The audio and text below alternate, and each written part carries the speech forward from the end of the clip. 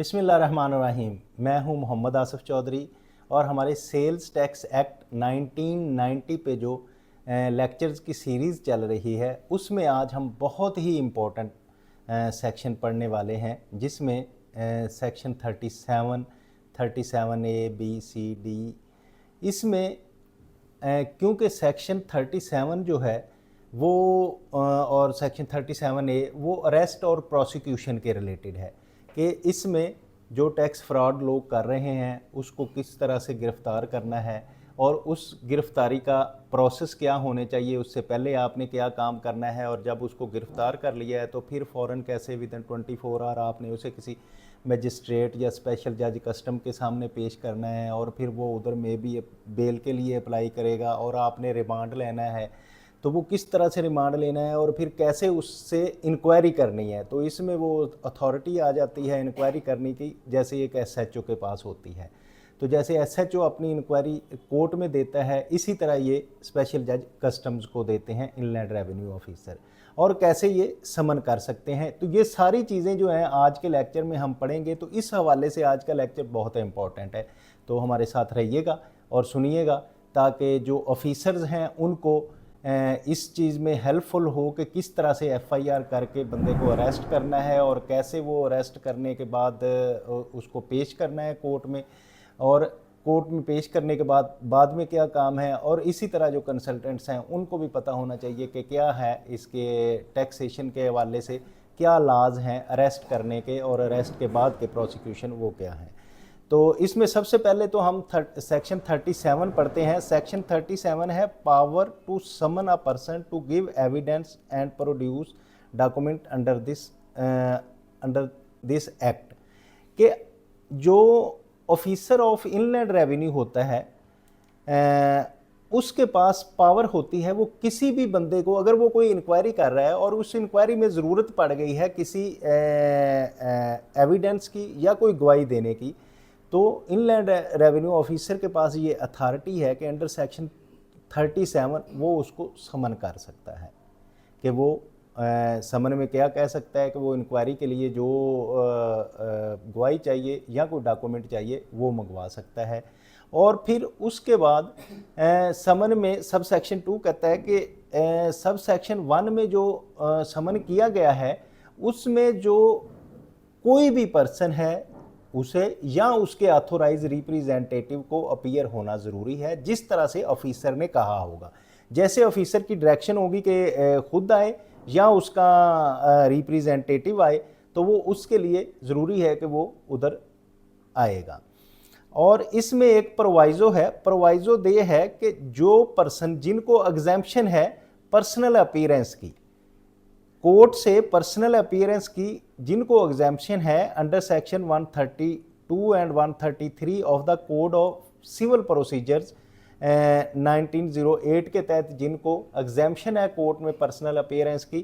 तो वो shall not be required to appear in person. तो उसके लिए इजाज़त है कि वो अपीयर नहीं होंगे जिनको सेक्शन 132 और 133 of the code of civil procedures 1908 के तहत इजाज़त है, वो नहीं अपीयर होंगे। और ये जो इंक्वायरी होगी जो इनलैंड रेवेन्यू ऑफिसर कर रहा है shall deems to be judicial proceeding, इसको हम जुडिशियल प्रोसीडिंग्स कहेंगे कि with in meaning of section 193 and 2008 of Pakistan penal code PPC के तहत 1808 में जो जुडिशियल इंक्वायरी होती है वो ये इंक्वायरी होगी जब किसी को समन करके बुलाया जाएगा। सेक्शन 37A ये बहुत इंपॉर्टेंट है, जिसका मैं आपको कह रहा था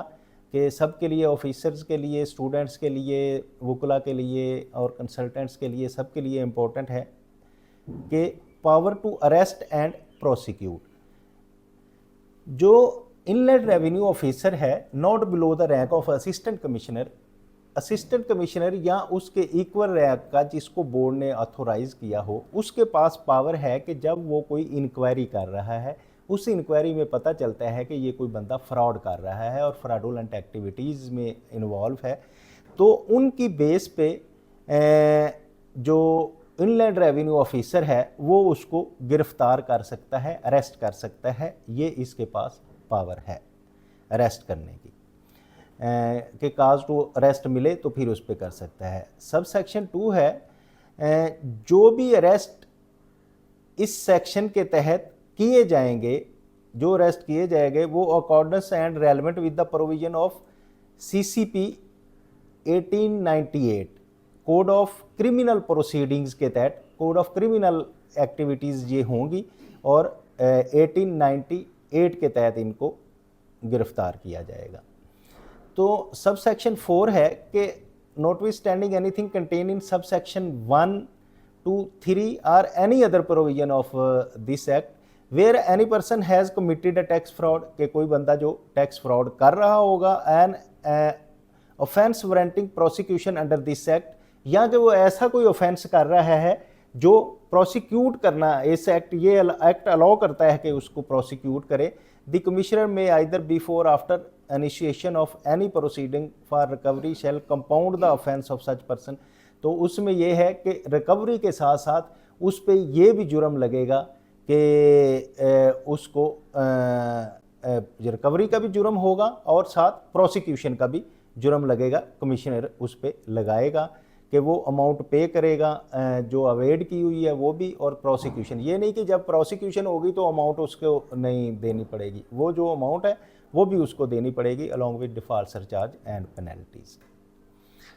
सब सेक्शन 5 है, where a person suspected to tax fraud और any other offence warranting prosecution under this act, के उसकी प्रोसिक्यूशन होनी चाहिए,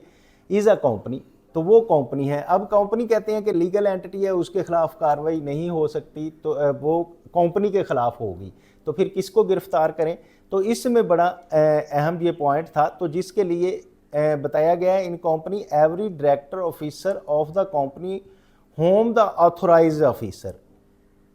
कि जो उसका ऑथोराइज ऑफिसर है has reason to believe personally responsible for action of company, तो वो उसके पर्सनली रिस्पॉन्सिबल है कंपनी के एक्शन का, कंट्रीब्यूटिंग टू टैक्स फ्रॉड और any other warranting to prosecution of this act. तो इसलिए हम उसका every director of the company officer और ऑथोराइज पर्सन जो है उसको आप गिरफ्तार कर सकते हैं। तो वो लाइबल टू बी अरेस्ट है, and provided arrest sub section shall not absorb the company from liabilities of payment of tax and default surcharge. तो इससे ये है कि जब गिरफ्तार हो जाएगा, ये नहीं कि उससे जो लाइबिलिटीज़ हैं या उनकी जो पेएबल है डिफ़ॉल्ट सरचार्ज वो ख़त्म नहीं होगा, बल्कि उसमें वो उससे लिया जाएगा। तो इसमें ये जो मैं बता रहा था कि क्या इम्पोर्टेंट है कि पावर टू अरेस्ट है असिस्टेंट कमिश्नर या इक्वल रैंक के ऑफिसर के पास इनलैंड रेवेन्यू के, कि अगर वो समझता है कि कोई बंदा फ्रॉड कर रहा है और वो फ्रॉड में इन्वॉल्व है तो उसमें उसकी प्रोसिक्यूशन होनी चाहिए, तो वो उसको अरेस्ट करने की पावर है। और फिर जो अरेस्ट करेगा, जो इस एक्ट के तहत वो कोड ऑफ क्रिमिनल प्रोसीजर्स के तहत उसको किया जाएगा। और फिर इसी तरह अगर कोई जिस पर्सन को किया जाता है, प्रोसिक्यूशन हो रही है, उस पर ये नहीं कि उसकी बाकी लाइबिलिटी ख़त्म नहीं होगी, रिकवरी की बाकी लाइबिलिटी भी उसकी एज इट इज़ रहेगी और उसमें किया जाएगा। और इसी तरह जहाँ कोई ऐसा टैक्स फ्रॉड कंपनी कर रही है, तो कंपनी में टैक्स फ्रॉड की सूरत में उसके डायरेक्टर, उसके ऑथोराइज रिप्रेजेंटेटिव और उसके ऑफिसर जो हैं वो लायबल टू बी होंगे अरेस्ट, उनको अरेस्ट किया जा सकता है। और फिर उसके जो इसकी लाइबिलिटी है वो भी डिफ़ॉल्ट सरचार्ज और पेनल्टी के साथ ली जाएगी। सब सेक्शन है 37B, procedure to be followed on arrest of the person. तो प्रोसीजर क्या है, ये बड़ा इंपॉर्टेंट प्रोसीजर है कि आपने जब किसी को कर लिया है तो आपने जो फर्स्ट इंटीमेशन रिपोर्ट है वो स्पेशल जज कस्टम्स को देनी है और बंदे को फ़ौरन विदिन 24 आवर जो है आपने बंदे को स्पेशल जज कस्टम्स के पास पेश करना है। लेकिन अगर आप वो ऐसी सिचुएशन है कि कस्टम जज स्पेशल जज जो है वो अवेलेबल नहीं है, वो कहीं दूर है, तो आपने फिर इलाका मजिस्ट्रेट जो है उसके सामने उसको पेश करना होता है आफ्टर अरेस्ट। तो फिर उससे राहदारी लेके तो टाइम पे उसके पास स्पेशल जज कस्टम्स के पास पहुंचना होता है और फिर उसमें इंक्वायरी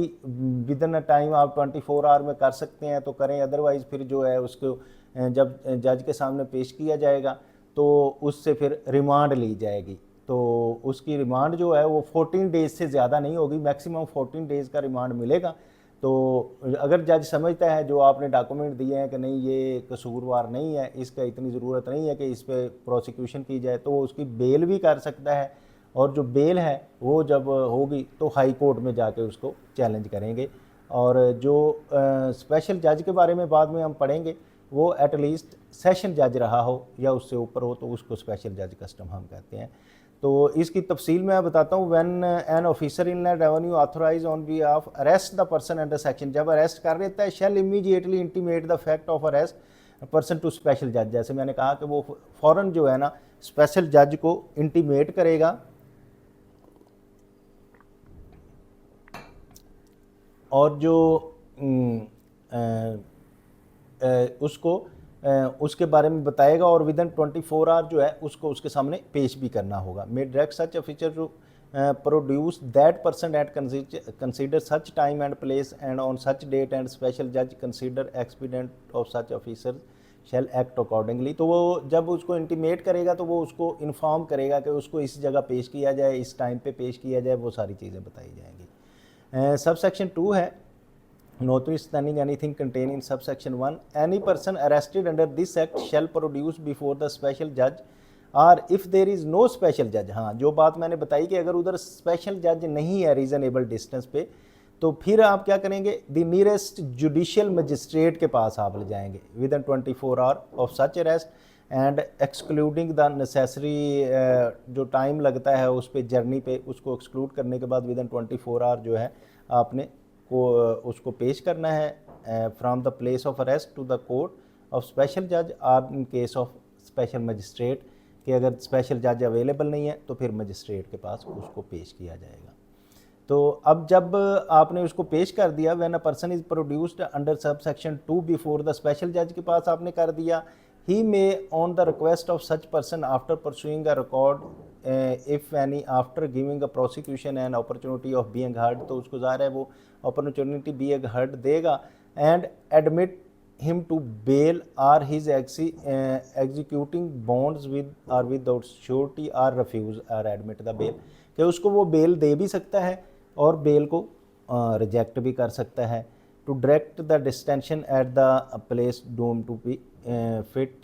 इसी तरह प्रोवाइजो है, nothing here with content shall preclude the special जज from cancelling of bail any such person at the subsequent stage if for the reason consider such cancellation necessary, but before passing such order he shall offered such person opportunity of being heard unless for the reasons to be recorded considered affording such opportunity shall be defeated for the purpose of this act। कि उसको special जज को request की जा सकती है कि नहीं जी इसको नहीं बनती, अगर नहीं बनती तो हेयरिंग के बाद वो उसकी मर्ज़ी है करेगा, तो फिर लेकिन इसकी अपील जो है वो हाई कोर्ट में होती है। सबसेक्शन 4 है, where such person produced under subsection 2 before the judicial magistrate, के वो करीब नहीं था स्पेशल जज, इसलिए हमने उसे जुडिशियल मजिस्ट्रेट के पास पेश कर दिया। तो वो मजिस्ट्रेट क्या करेगा, मे आफ्टर ऑथोराइजिंग हिज डिटेंशन इन सच कस्टडी, तो उसकी कस्टडी और डिटेंशन के देगा at such place and such period for consider a necessary proper for facilitating to earliest production before the special जज,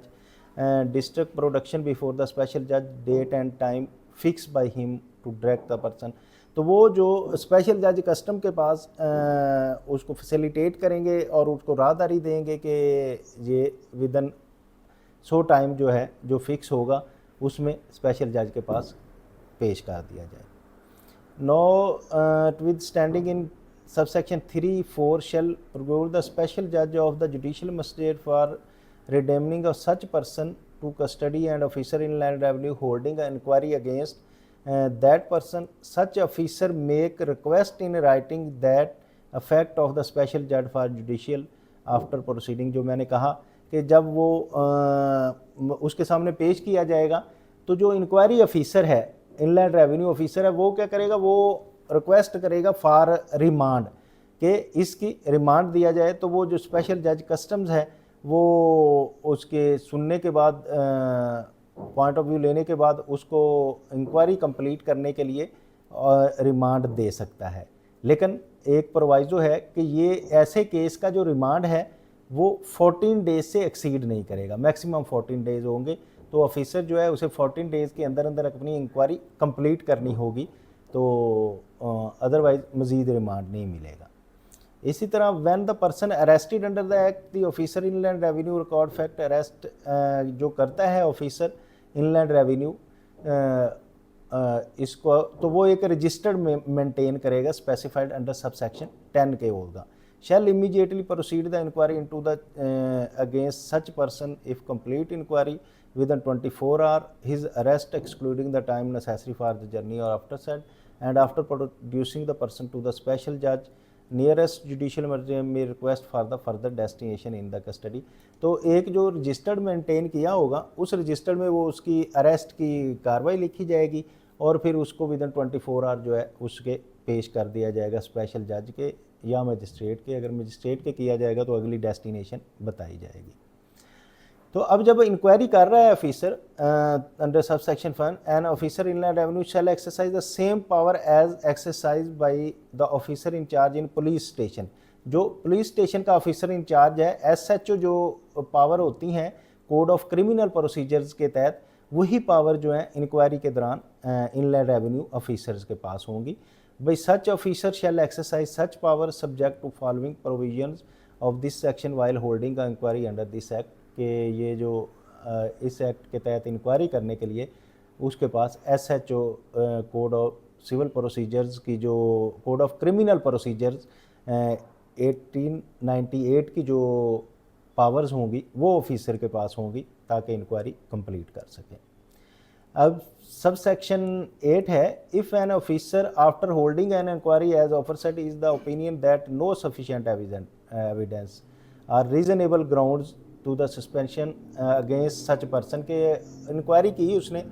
ऑफिसर इनलैंड रेवेन्यू ने, इंक्वायरी के बाद उसने देखा कि इसके कोई सफिशिएंट ग्राउंड नहीं मिली कि ये बंदा लायबल टू बी फ्रॉड है या इसने फ्रॉड किया है या इसमें ऐसी कार्रवाई की है, तो वो फिर उसको किसी सिक्योरिटी या बॉन्ड के तहत उसको आज़ाद कर सकता है, बेल दे सकता है इस डायरेक्शन पे कि आपने उधर स्पेशल जज के पास अपीयर हो जाना है। तो with discharge a person and shall fulfil the report in case of immediate supervisor. तो वो उसकी अपनी जो रिपोर्ट होगी, इनलैंड रेवेन्यू ऑफिसर जो है अपने ऑफिसर को रिपोर्ट देगा कि इसमें कोई एविडेंस ऐसा नहीं मिला कि ये टैक्स फ्रॉड कर रहा है, तो उसको छोड़ के तो वो रिपोर्ट भी ऑफिसर को दे देगा। जब वो स्पेशल जज कस्टम्स के पास जिस ऑफिसर को छोड़ा है वो आ गया, special custom to report has been made under sub section 8 may after perusal of the record and inquiry of hearing prosecution agrees with such report or disagree। तो जो स्पेशल जज कस्टम है हो सकता है वो उसके साथ एग्री हो कि ठीक है आपने छोड़ दिया तो उसकी बेल उसको केस को ख़त्म कर दे और छोड़ दे, लेकिन ये भी हो सकता है कि डिसएग्री हो, वो उसको ना छोड़े। with such report discharge accused or if he is the opinion that there is a sufficient ground or proceedings against such person proceedings with his trial of the direct to prosecution produce evidence। तो उसके खिलाफ फिर अगर समझते हैं कि नहीं काफ़ी नहीं है तो उसके खिलाफ ट्रायल शुरू हो जाएगा और वो ट्रायल जो है वो चलना शुरू हो जाएगा रजिस्टर्ड पर्सन के खिलाफ। इसी तरह सब सेक्शन 10 है, an officer of inland revenue empower to hold the inquiry under this section shall maintain a registered call as register of arrest and destination detention. Registered of address arrest and detention जो है एक registered maintain करेगा जिसमें वो अपनी सारी ज़िम्मेदारियाँ जिसे कहते हैं कि वो उसकी पूरी करेगा। The prescribed form and shall enter the name and other particulars of every person arrested under this act together with the time and date of arrest, कि जब अरेस्ट किया और किस टाइम पे किया और डेट क्या है, detail of information receive and detail of things goods and document recovered, जो भी उसकी यानी कि ज़मीनियाँ उसमें मुकम्मल करेगा कि जो उससे चीज़ें निकली हैं, जो डॉक्यूमेंट उससे रिसीव किए हैं और उसकी जो कस्टडी से निकले हैं, name and witnesses of for explanation अगर कोई है, एंड इसी तरह manners on which the inquiry has been conducted, तो सारे किस तरह से इंक्वायरी कंप्लीट की and day to day and such registered authenticated the copies or offer said entries shall be produced before the special judge। Van ever such officer is so directed by him. तो वो जो inquiry हो रही है और इस register में सारी चीज़ें लिखी जा रही हैं, वो जब भी स्पेशल जज चाहेगा उसको प्रोड्यूस की जाएंगी। इसी तरह after completing the inquiry an officer of inland revenue shall as early as possible submit a special जज complaint and the same for the manner with the officer in charge of the police submit report before the court. तो जो inland revenue officer होगा वो अपनी सारी inquiry मुकम्मल करने के बाद स्पेशल जज के पास अपनी रिपोर्ट जमा करवाएगा। इसी तरीके से जब कोर्ट में पुलिस ऑफिसर अपनी ज़िम्मेदारियाँ और वो अपना इंक्वायरी कंप्लीट करने के बाद देता है, इसी तरह ये सब सेक्शन 12 है, magistrate of the first class may record any statement of confession during the inquiry on this accordance with the provision of section 164 के जो बयानात होते हैं, 164 के बयानात के जो वो भी मजिस्ट्रेट उसको रिकॉर्ड कर सकता है, जो कि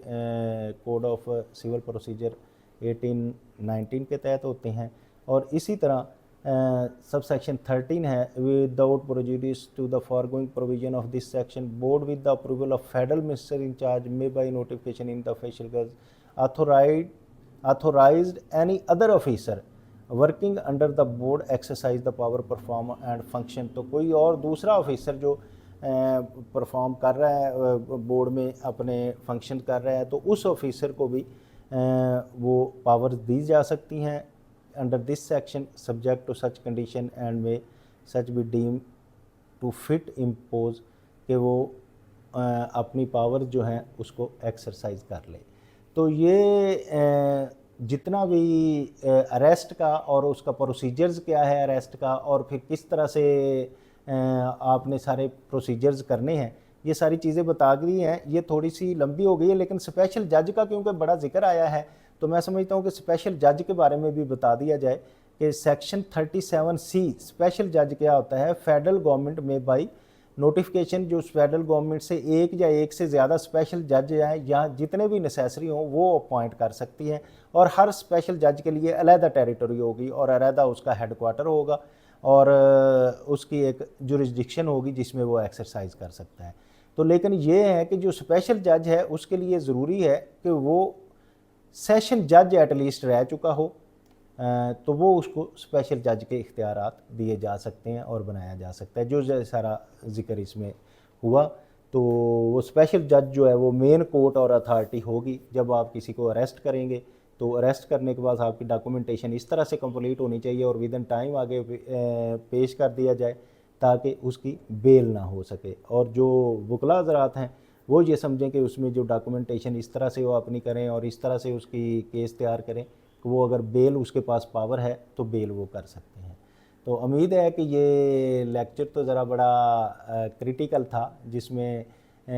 CCP और कोर्ट ऑफ क्रिमिनल प्रोसीजर्स और सिविल प्रोसीजर्स सारे आए और एक FBR ऑफिसर्स के पास जो पावर हैं वो इन्वेस्टिगेटर्स की आई, SHO की आई, और बंदे को गिरफ़्तार करना और उसकी ज़मानत और काफ़ी नई चीज़ें थी। तो उम्मीद है आप इसको समझ गए होंगे, लेकिन फिर भी अगर कोई प्रॉब्लम है तो मैं कमेंट बॉक्स में उसका रिप्लाई कर दूंगा, आप कमेंट कीजिएगा। और अगर आप चाहते हैं कि आप और बाकी आपके साथ लोग जुड़े जो हैं वो सेल्स टैक्स और दूसरे टैक्सेशन को सीखते रहें, तो हमारे वीडियोज़ को और हमारे चैनल को लाइक करें, शेयर करें, सब्सक्राइब करें। Thank you very much.